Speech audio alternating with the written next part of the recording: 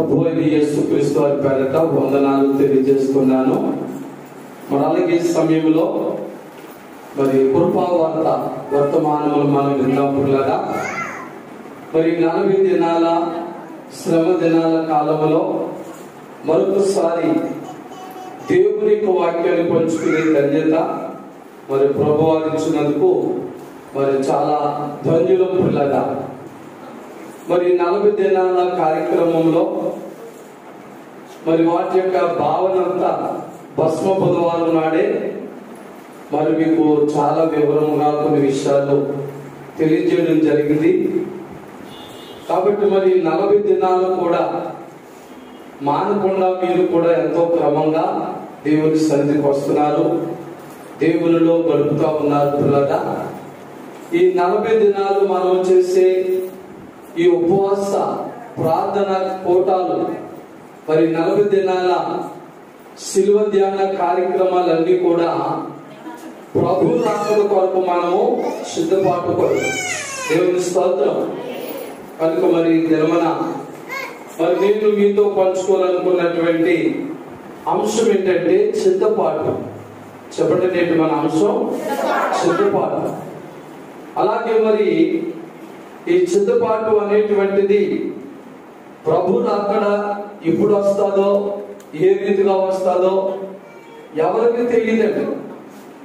మరి ప్రభు రాకడ వచ్చేటువంటి కడవల దినాల్లో, అంచె దినాల్లో ప్రభు ఇచ్చినటువంటి మరి శిలువ ధ్యాన కూటముల ద్వారా ప్రార్థనా పూర్వకంగా ప్రభు రాకడకు మనము సిద్ధపడాలి. దేవుని స్తోత్రం. మరి ప్రభు రాకడకు మనం సిద్ధపడడానికి ఇది ఒక అవకాశం.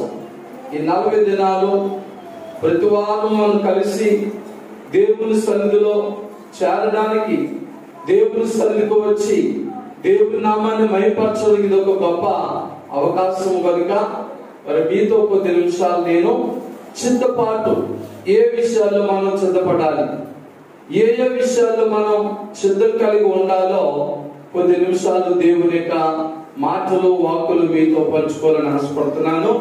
అలాగే నేటి మన సిద్ధపాటు అనే అంశానికి ధ్యాన వాక్యము మత్తయి సువార్త 24వ అధ్యాయము 44వ వచనాన్ని ధ్యానం చేసుకుందాం. మత్తయి సువార్త 24వ అధ్యాయము 44వ వచనం నేటి మన ధ్యాన వాక్యము. మీరనుకొనని గడియలో మనుష్య కుమారుడు వచ్చును, కనుకని మీరును సిద్ధముగా ఉండుడి. దేవుని స్తోత్రం. పిల్లలు, మనం కడవల దినాల్లో, అంచె దినాలలో, అపాయకరమైన దినాలలో ఉన్నాము కనుక ప్రభు రాకడ ఎప్పుడు వస్తాదో, ఏ రీతిగా వస్తాదో మనలో ఎవరికి కూడా తెలియదు. మరి మాటలు కొన్ని వందల సంవత్సరాల నుండి కూడా ప్రసారము జరుగుతూనే ఉన్నది, సేవకుల ద్వారా ప్రకటన చేస్తూనే ఉన్నారు. కానీ ప్రభు రాకడ మరి ఎప్పుడు ఏంటన్నది మరి ఎవరికి కూడా తెలియలేదు. అందుకే మరి 44వ వచనంలో మీరు అనుకోని గడియ, ప్రభు రాకడ ఎప్పుడు వస్తుందండి? మనం అనుకోలేని టైంలో, ఇంకా నిమ్మలంగానే ఉంది, ప్రభు రాకడ ఇంకా రాదు, సమయం ఇంకా ఉంది అనుకుని ప్రార్థనలు మానేసి, చర్చలు మానేసి, ఉపవాసాలు మానేసి, ధ్యాన కూటాలు మానేసి మన యొక్క సమయాన్ని మనం వృధాగా మన జీవితాన్ని గడుపుతూ ఉన్నప్పుడు అనుకోని రీతిగా వస్తుంది. హల్లెలూయా. మీరు అనుకోలేని గడియలో మనుష్య కుమారుడు వచ్చును. మనుష్య కుమారుడు అంటే ప్రభు అయిన యేసుక్రీస్తు వారు. ఏ యేసుక్రీస్తు వారైతే శ్రమలు నీ కొరకు నా కొరకు పొంది ఉన్నారని మనం నమ్మొచ్చు. ఈ 40 దినాలు కూడా ఒక దీక్షగా, 40 దినాలు ఒక వృత దినముగా మనం ఏర్పాటు చేసుకుని దేవుని సన్నిధిలో మనం గడుపుతున్నాము. పిల్లరా, ఈ 40 దినాల ప్రార్థనలో కూడా మనకు ఒక సిద్ధపాటు కావాలి. దేవుని స్తోత్రం. ప్రభు రాకడ ఎప్పుడు వచ్చినా, రాత్రులు వచ్చినా, పగలొచ్చినా ఏ రీతిగా వచ్చినా ప్రభు సన్నిధిలో ఎత్తబడ్డానికి, చేర్చబడ్డానికి మనం సిద్ధముగా ఉండాలి. హల్లెలూయా. కాబట్టి మరి నేను సమయం కూడా తక్కువ ఉంది కనుక 7 అంశాలు లేక 7 మాటలు మీతో చాలా క్లుప్తంగా పంచుకుంటాను పిల్లరా. మరి ఏ రీతిగా మనం సిద్ధపడాలనేది మొదటి మాటగా మనం ధ్యానం చేస్తే 1 పేతురు పత్రిక 1వ అధ్యాయము 5వ వచనం చదువుతాము. 1 పేతురు పత్రిక 1వ అధ్యాయము 5వ వచనం. రక్షణ పొందుటకు సిద్ధపాటు కావాలి మనకి. దేవుని స్తోత్రం. ప్రభు సన్నిధికి వస్తున్నాను వెళ్తున్నాను అంటే కుదరదు. ప్రభు సన్నిధికి వస్తున్నాను వెళ్తున్నానండి, ప్రార్థన చేసుకుంటున్నాను, మరి ఏదో నా సమయాన్ని దేవునితోనే గడుపుతున్నా అంటే కుదరదు. కానీ రక్షణ చాలా ప్రాముఖ్యం. ఏం ప్రాముఖ్యం అండి? రక్షణ పొందిన వారు మాత్రమే ప్రభు సన్నిధిలో ఎత్తబడతారు. రక్షణ పొంది కూడా సిద్ధపాటు కలిగి ఉండకపోతే మనం ప్రభు రాకడలో ఎత్తబడం. అందుకే మరి ఆ సువార్తల్లో దేవుని వాక్యం ఏం చెప్తుందంటే, 2 తిరుగలి విసురుచుండగా ఒకరు ఎత్తబడతారు, ఒకరు విడవబడతారు. ఎవరు వారు ఎత్తబడ్డవారు? రక్షణ పొంది సిద్ధపాటు కలిగిన వారు. దేవుని స్తోత్రం. ప్రభు సన్నిధికి ఎవరైనా ఎత్తబడాలంటే, ప్రభు రాజ్యములకు ఎవరైనా 2వ రాకడలో వెళ్ళాలంటే వారు ఏం పొందాలో తెలుసా? రక్షణ పొందాలి. రక్షణ పొందడం అంటే చాలా సార్లు చెప్పారు.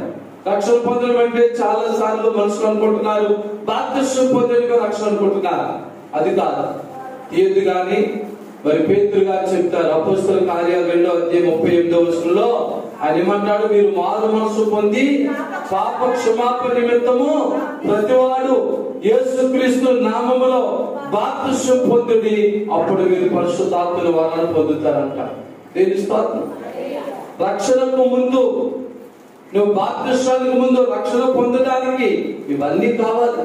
మారు మనసు పొందాలి, పాప క్షమాపణ పొందాలి, బాప్తిస్మం పొందాలి, పరిశుద్ధాత్మను పొందాలి. అప్పుడు పరిపూర్ణమైన రక్షణ నీలోకి వచ్చినట్టు. దేవుని స్తోత్రం. అలాంటి రక్షణ పొందడానికి మరి ఇంకా ఎవరైతే రక్షణ పొందలేదో వారు సిద్ధపడే రోజులవి. హల్లెలూయా. మరి 40 దినాల ప్రార్థన కూటానికి వస్తున్నా మీలో ఇంకా ఎవరైనా ఇలాంటి సిద్ధపాటుతో కూడిన రక్షణ లేకపోతే త్వరలో రక్షణ పొందాలి. దేవుని స్తోత్రం. బైబిల్ చెప్తుంది ఇదే అనుకూల సమయం, ఇదే రక్షణ దినము. హల్లెలూయా. ఎప్పుడోగా పాస్టర్ గారు ఇప్పుడు చెప్పారు కదా, ఆలోచిద్దాంలే, రక్షణ గురించి ఆలోచిద్దాం, పొందుదాంలే, రేపు పొందుదాం, మా పొందుదాం అంటే కాదు. ప్రభు రాకడా ఏ గడిలో వచ్చింది ఎవరికి తెలీదు. కాబట్టి ఇదే అనుకూల సమయం, ఇదే రక్షణ దినం. దేవుని స్తోత్రం. ఈ దినమునే రక్షణ పొందాక గొప్ప అవకాశం నీకు కావాలి. ఒకవేళ ఎంతకాలం కూడా నువ్వు బాప్తిస్మం పొందలేదంటే, మారు మనసు పొందలేదంటే, పాప క్షమాపణ పొందలేదంటే, మరి ఇంకా పరిశుద్ధాత్మ పొందలేదంటే, నువ్వు వాక్యం వింటున్నా వాక్యం నీకు అర్థం లేదేమో. తెలుసు కదా, బైబిల్లో ఒక ఆయన నపుంసకుడు రథాల మీద వెళుతూ కూడా యెషయా గ్రంథాన్ని చాలా శ్రద్ధగా చదువుతున్నాడు. ఆయన పని అదే.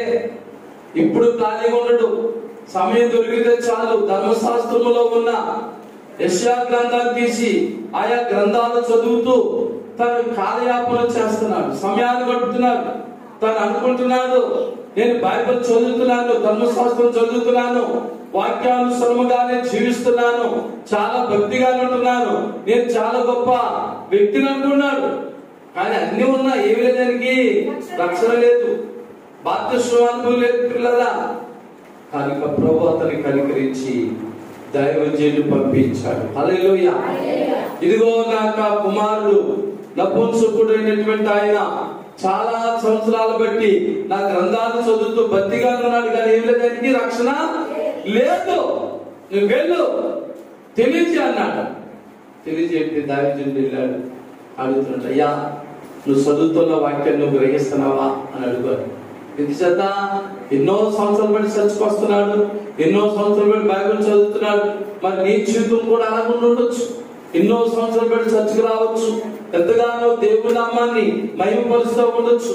దేవుడు నీకు ఒక అవకాశంగా అనేకమైన మేలులు చేస్తూ, అనేకమైన కార్యాలు చేస్తూ ఈ రోజు రక్షణ పొందుతారు, రేపు రక్షణ పొందుతారేమో అని సిద్ధపాటు కోసం దేవుడు నీకు అవకాశం ఇస్తున్నాడేమో. అలాగే ఈయనకి అవకాశం ఇచ్చాడు. అప్పుడు ఆయన అంటాడు కదా, నేను చదువుతున్నానయ్యా, దాన్ని వివరించి చెప్పేవారు ఉంటేనే కానీ నాకు అలాగే అర్థమవుతుంది అన్నాడు. అప్పుడు నువ్వు చదువుతున్న వాక్యంలో ఇలా రాయబడి ఉంది, బాప్తిస్మం పొందాలి, మారు మనసు పొందాలి. ఈ క్రమంతో చెప్తే ఆయనకి ఏం కలిగిందంటే భయం కలిగింది. హల్లెలూయా. దానిలోనే భయం కలిగింది, వాక్యం వినడంటేనే భయం కలిగింది. మళ్ళా నేను ఇంటికి వెళ్ళే వరకు బ్రతుకుంటానో లేనో, ఈ లోపల నేను మరణిస్తే ఇంతకాలం నా భక్తి, నా నీతి, నా యథార్థత ఏమైపోతుంది, పరలోక రాజ్యం వెళ్ళలేదనుకుని వెంటనే నీళ్లు వచ్చిన స్థలానికి వచ్చినప్పుడు ప్రధాన ఆబ్జీవులు దైవజీవిత అంటారు కదా, అయ్యా నీళ్ళు కూడా ఉన్నాయి, నాకు బాప్తిస్మం ఇచ్చేది. హల్లెలూయా, హల్లెలూయా. ఇప్పుడు అతని రక్షణ పరిపూర్ణమైపోయింది. హల్లెలూయా.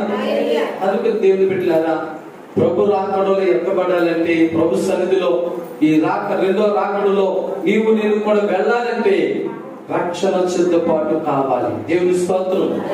కొంతమంది రెండో మాట ఇందులో చూసుకుంటే చాలా మంది మేము రక్షణ పొందేసాం కదా, ఎప్పుడో పొందేసాం అని నిర్లక్ష్యం చేస్తున్నారు. రక్షణ పొందిన ప్రతి వారు కూడా సిద్ధపాటు కలిగి ఉన్నారు. దినదినము కూడా ఎన్ని రోజులండి బాబు, ఎన్ని వారాలండి, ఎన్ని నెలలండి, ఎన్ని సంవత్సరాలండి, అబ్బో చాలా బట్టి ఎలా చెప్తున్నారు.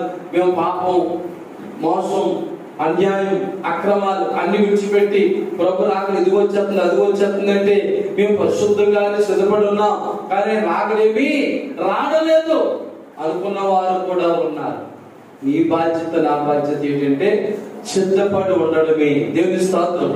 కాబట్టి మొదటి మాటగా మనం నేర్చుకోవాల్సింది ఏంటంటే రక్షణ పొందుటకు సిద్ధపాటు కలిగి ఉండాలి. దేవుని స్తోత్రం. మరి రెండో మాటలకు వెళ్ళిపోదాం పిల్లరా. ఆమోసు గ్రంథము 4వ అధ్యాయము 12వ వచనం. ఆమోసు గ్రంథము 4వ అధ్యాయము 12వ వచనం చదువుదాము.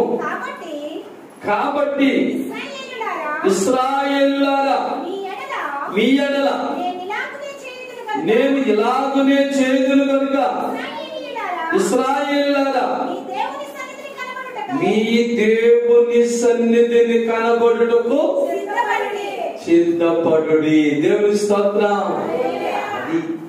రెండో మాట ఏంటంటే దేవుని సన్నిధిలో కనబడుటకు సిద్ధపాటు.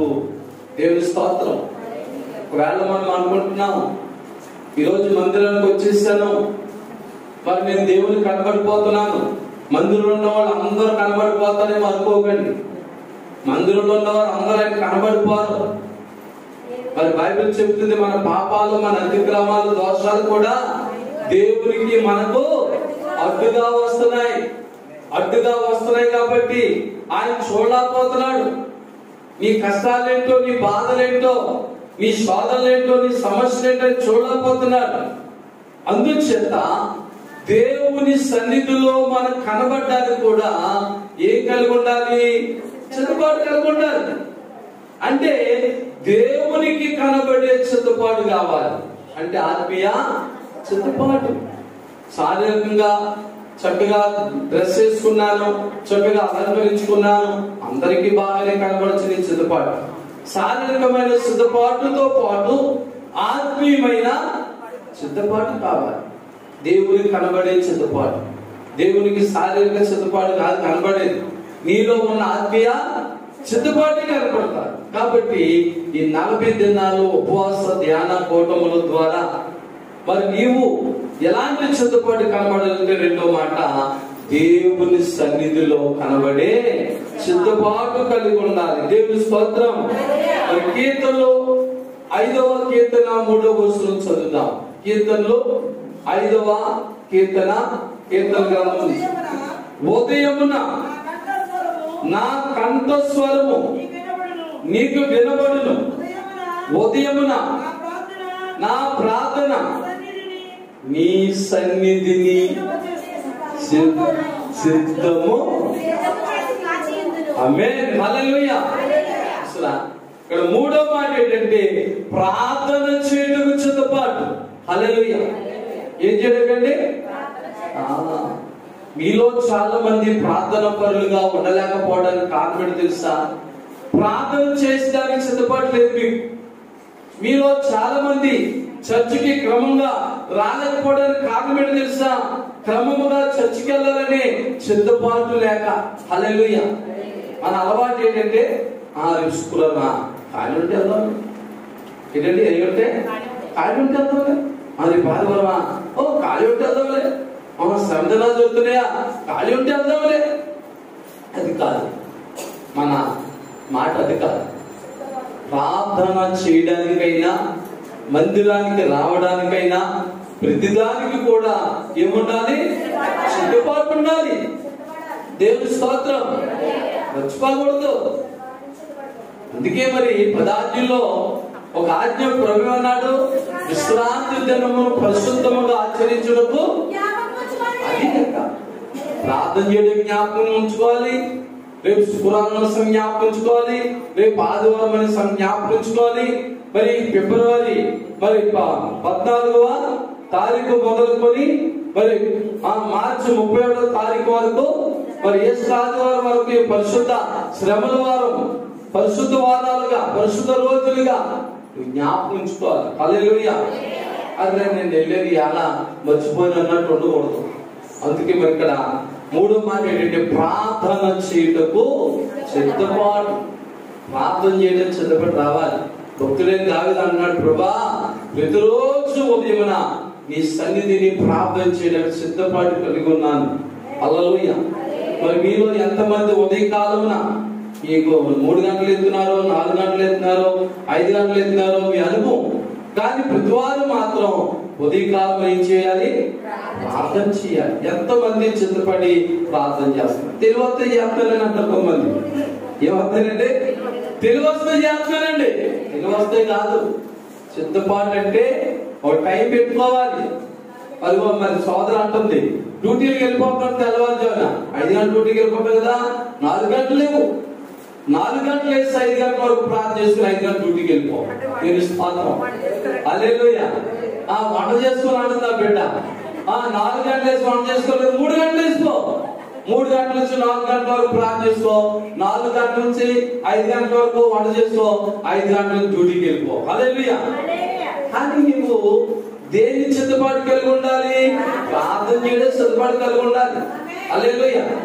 అందుకని నీ వ్యాపారాన్ని బట్టో, నీ ఉద్యోగాన్ని బట్టో, నీ పలుబాట్లు బట్టో, ప్రయాణం బట్టో, నీ డ్యూటీలు బట్టో ప్రార్థన మాత్రం పోగొట్టుకోకూడదు. దేవుని స్తోత్రం.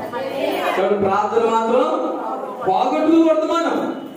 అందుకే ఇక్కడ మూడవ మాట ఏంటంటే ప్రార్థన చేయడానికి కూడా మనం సిద్ధపాటు కలిగి ఉండాలి. దేవుని స్తోత్రం. 4వ మాట చదువుతాం. రోమాపత్రిక 1వ అధ్యాయము 15వ వచనం చదువుతాం. రోమాపత్రిక 1వ అధ్యాయము 15వ వచనం. కాగా నా వలనైనంత మట్టుకు నీకు సువార్త ప్రకటించుటకు సిద్ధముగా ఉన్నాను. దేవుని స్తోత్రం. పౌలను నేను సువార్తను ప్రకటించడానికి ఎలా ఉన్నాను? సిద్ధముగా ఉన్నాను. సువార్తను ప్రకటించడం కూడా సిద్ధపాటు కలిగి ఉండాలి. హల్లెలూయా. సువార్త ప్రకటించడం పాస్టర్ గారుగా ఇవ్వక్కర్లేదు, పాస్టర్లుగా ఇవ్వక్కర్లేదు. మరి బిడ్డ మరి తెలిసి సకల సాక్షి చెప్పింది, అదొక సువార్త. ఆ బిడ్డ జీవితం ఒకప్పుడు ఎలా ఉండేది? ప్రభు నమ్ముకున్న తర్వాత, మరి మందిరానికి వచ్చిన తర్వాత ఆ బిడ్డ జీవితం ఎలా మారిపోయిందో, ఈరోజు ఎంత గొప్ప ఆశీర్వాదాలతో ఉండి ఈ ప్రార్థన కూటాన్ని ఏర్పాటు చేసుకున్నారు. పిల్లగా గొప్ప సాక్షి చెప్తుంది బిడ్డ. హల్లెలూయా. సిద్ధపాటు. సువార్త ప్రకటించడానికి సిద్ధపాటు. అబ్బే మాకెక్కడ కుదురుతుందండి సువార్త చెప్పడం? మీరు పాఠశాలలో ఉద్యోగం లేకుండా ఇంటింటికి తిరగడానికి, వీధికి తిరగడానికి నో. దేని స్తోత్రం. నీకున్న సమయాన్ని సిద్ధపాటు చేసుకుని నువ్వు ఎక్కడెక్కడికో వెళ్ళక్కర్లేదు. ఇరుగమ్మ పొరుగమ్మ నీ ఇంటికి వస్తే చాలు. వాళ్ళకి సువార్త ప్రకటిస్తే చాలు. లేకపోతే నీ పక్కన్న వాళ్ళ దగ్గరికి వెళ్ళి సువార్త ప్రకటిస్తే, సువార్త అంటే మంచి వార్త, ప్రభు అయిన యేసు క్రీస్తుని గురించిన మాట. అది ఏంటంటే సువార్త అంటే 3 మాటలు చెప్తాను చూడండి. యేసు యొక్క జననము, యేసు యొక్క మరణము, యేసు యొక్క పునరుద్ధానం. అదే సువార్త. యేసు జనన మరణ పునరుద్ధానాలను నీ ప్రక్క వారికి, నీ ఇరుగు పొరుగు వారికి ప్రయాణం చేస్తున్నప్పుడు, బస్సులో, ట్రైన్లో, ఆటోలో, లేదా నడిచెళ్తున్నప్పుడు, నువ్వు వెళ్తున్న ప్రతి ప్రయాణంలో కూడా, పనిలో కూడా నీ పక్క వారికి యేసు యొక్క జనన మరణ పునరుద్ధానాలు చెప్పడమే సువార్త ప్రకటించుట. హల్లెలూయా, హల్లెలూయా. ఆ మొక్క కూడా చెప్పమా పక్కన వాళ్ళు. ఏమో చెప్తే క్రైస్తవులు అయిపోయారు అనుకుంటారేమో, ఏ పక్కన మనం ఉన్నాం కాబట్టి క్రైస్తవులు అంటారేమో. నో ప్రియులారా, నేనైతే పిల్లరా, మరి నేను బైక్ మీద వెళ్తున్నప్పుడు చాలా మంది ఆపుతుంటా. నిన్న కూడా కొండవాట వెళ్తున్నప్పుడు మరి ఒక ముసలాయన ఎక్కాడు. మన రైల్వే గేట్ వేస్తే మరి కొండవారం వస్తానన్నాడు. ఎక్కడ బాబన్నాను. మరి ఎవరింటికి వెళ్తానండి అంటే గాజుల ఇంటికి వెళ్తానని అన్నారు. ఎక్కమన్నాను. ఎక్కిన తర్వాత ముసలాయనకి కొండవారం ఒక స్వాగతం చెప్పేశాడు. దేవుని స్తోత్రం. అందుకప్పుడండి యేసు బాబు అన్నాడు. దిగేసి దేవుని స్తోత్రం అంతే మనతోటి. నమ్మేడా లేదా దేవుని స్తోత్రం. స్వార్థ చెప్పేది మనతోటి. సమయమందు అసమయమందు దేవుని స్తోత్రం. అందుకే దేవుని బిడ్డలారా, సువార్త ప్రకటించుటకు చిత్తపాటు కలిగి ఉండాలి. దేవుని స్తోత్రం. హల్లెలూయా. పౌలుని నేను సువార్త నీకు సువార్త ప్రకటించుటకు సిద్ధపడి ఉన్నాను అంటున్నాడు. దేవుని స్తోత్రం. ఈ చివరి దినాల్లో, అంచె దినాల్లో, అపాయకరమైన దినాల్లో వీరిలో ఎంతమంది సువార్త ప్రకటించడానికి సిద్ధపడి ఉన్నారో ఆలోచించుకోండి. దేవుని స్తోత్రం. సమయం పోత గొప్పగా చెప్తున్నాను. మరి 5వ మాటకు వెళ్దాం పిల్లల. తీతుకు రాసిన పత్రిక 3వ అధ్యాయం 2వ వచనం చదువుదాం. తీతుకు రాసిన పత్రిక 3వ అధ్యాయము 2వ వచనం ఒకరు తీయండి. అలాగే ఎఫెసీయులకు రాసిన పత్రిక 2వ అధ్యాయము 10వ వచనం మరొకరు తీయండి. తీతుకు రాసిన పత్రిక 3వ అధ్యాయం 2వ వచనం ఒకరు చదవండి. ఎఫెసీయులకు రాసిన పత్రిక 2వ అధ్యాయం 10వ వచనం. ముందు తీతుకు చదవాలి. తీతుకు 3వ అధ్యాయం 2వ వచనం.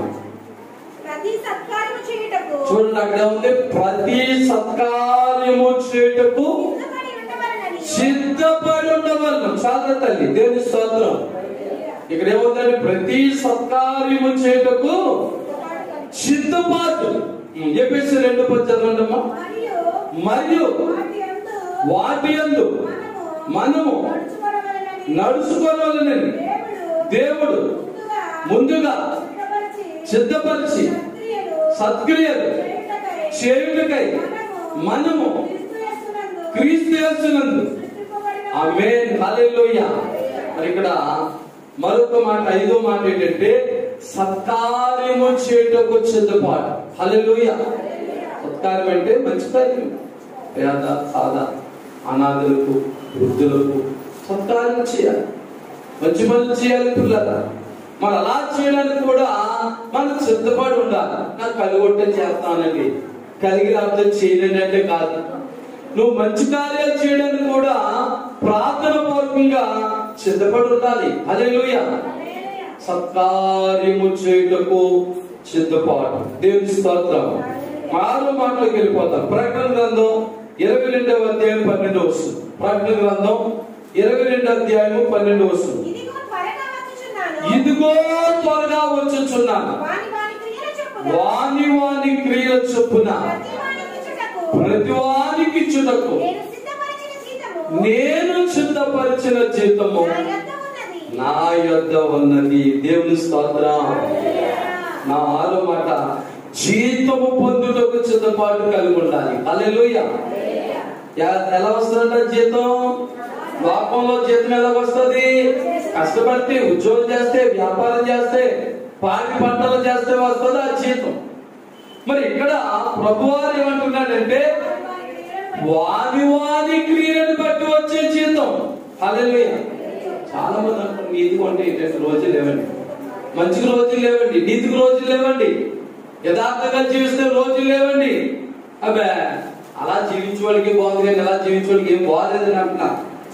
ఇక్కడ ప్రకటన గ్రంథంలో 22:12 అంటున్నాడు, వాని వాని క్రియలు చొప్పున ప్రతి వాని జీతము నా యొద్ద సిద్ధపడి ఉంది. హల్లెలూయా. ప్రభు నీ క్రియలు బట్టి నా క్రియలు బట్టి ఆయన సిద్ధము చేసిన జీతం పొందడానికి కూడా సిద్ధపడి ఉండాలి మనం. హల్లెలూయా.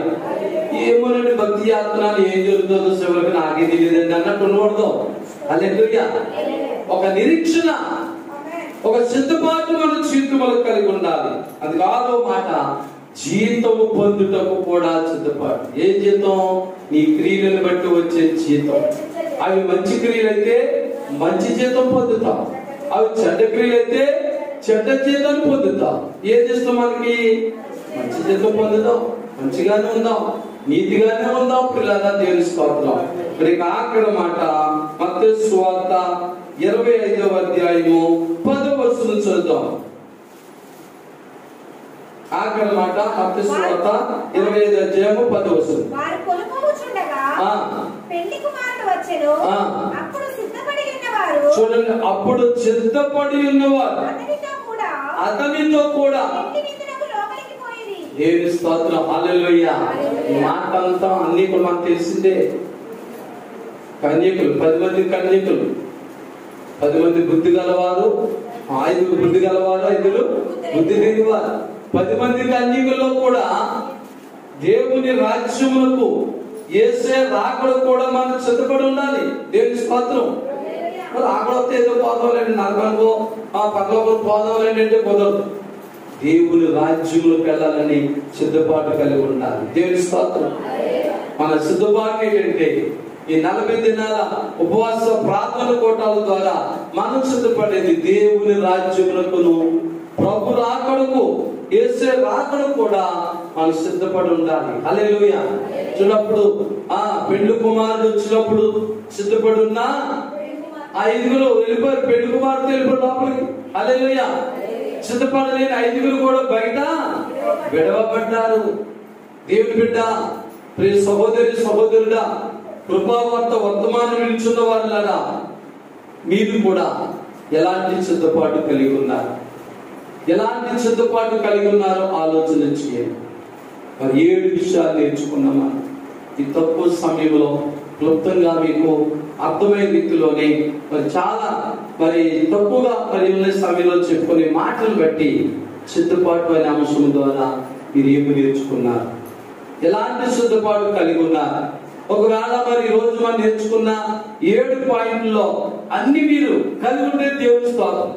లేదా ఏ విషయంలోనైనా, ఏ ఒక్క అంశంలోనైనా, మాటలోనైనా సిద్ధపాటు కలిగి ఉండకపోతే ఇప్పుడు మనం మోకరించి, ప్రభా ఫలానా విషయంలో నాలో సిద్ధపాటు లేదు కనుక ఈ 40 దినాల మరి శిలువ ధ్యాన ప్రార్థన కూటముల ద్వారా మరి నేను వస్తున్నాను కనుక నాలో సిద్ధపాటు దయచేయండి, నాలో సిద్ధపాటు కలిగే మనసు దయచేయండి ప్రభు అని ప్రతి వారు కూడా ప్రార్థన చేసుకుందాం.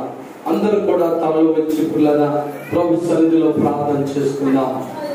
హల్లెలూయా, హల్లెలూయా, హల్లెలూయా, హల్లెలూయా, హల్లెలూయా, హల్లెలూయా, హల్లెలూయా. యేసయ్యా నీ స్తోత్రములు నాయనా. హల్లెలూయా.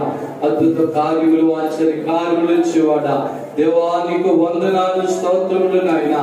ఇదిగో తండ్రి, మత్తయి సువార్త 24వ అధ్యాయం 44వ వచనము ద్వారా మరి మేము సిద్ధపాటు కలిగి ఉండాలని మేము నేర్చుకున్న మరి ధ్యానాంశములు బట్టి, ధ్యాన వాక్య భాగమును బట్టి కూడా మీకే వందనాలు, స్తోత్రములు నాయనా. ఇదిగో 40 దినాలు కూడా మరి శిల్వ ధ్యాన కూటములకు వస్తున్న ప్రతి బిడ్డలు కూడా, ప్రతి ఒక్కరు కూడా నాయన సిద్ధపాటు కలిగి ఉంటున్నట్లుగా సహాయం చేయండి. మీ కృప, మీ కరుణ, మీ కటాక్షములు నాకు మాకు దయచేయండి ప్రభా. ఈ శిల్వ ధ్యాన కూటములో దేవా ఇదిగో తండ్రి జాన్ గారు మణి గారు ఏర్పాటు చేసుకుని కృతజ్ఞత ప్రార్థన కూటాన్ని బట్టి పలహారం బట్టి కూడా మీకు వందనాలు ఇస్తుంటారు. వారిని ఇంకనూ అభివృద్ధి చేసి ఆశీర్వదించండి. కూడి వచ్చిన ప్రతి బిడ్డను కూడా పేరు పేరున ఆశీర్వదించి బలపరచండి ప్రభా. అలాగే మరి కృపా వార్త వర్తమానముల ద్వారా మరి మాటలు వింటున్న ప్రతి వారిని బట్టి వందనాలు. మరియు గ్రేస్ మినిస్టర్స్ పిఠాపురం మరి యూట్యూబ్ ఛానల్ ద్వారా ఈ వర్తమానాలు వింటున్న ప్రతి ఒక్కరిని కూడా పేరు పేరున దీవించి ఆశీర్వదించండి. ఈ కృపా వార్త వర్తమానం వింటున్న ప్రతి వారిలో కూడా సిద్ధపాటు కలిగి ఉన్నారో లేదో నైనా ఈ వర్తమానము ద్వారా వారు గ్రహించి గమనించి నైనా మరి వార్తలో ఈ వాక్యం విన్న వారిలో ఎవరైనా సిద్ధపాటు కలిగి ఉండకపోతే వారిని కూడా సిద్ధపాటు చేసి మీరే మహిమ ఘనత ప్రభావం పొందమని మా ప్రభువును ప్రియరక్షకుడైన యేసుక్రీస్తు పరిశుద్ధ నామములో ప్రార్థించి వేడుకొనుచున్నాము తండ్రి.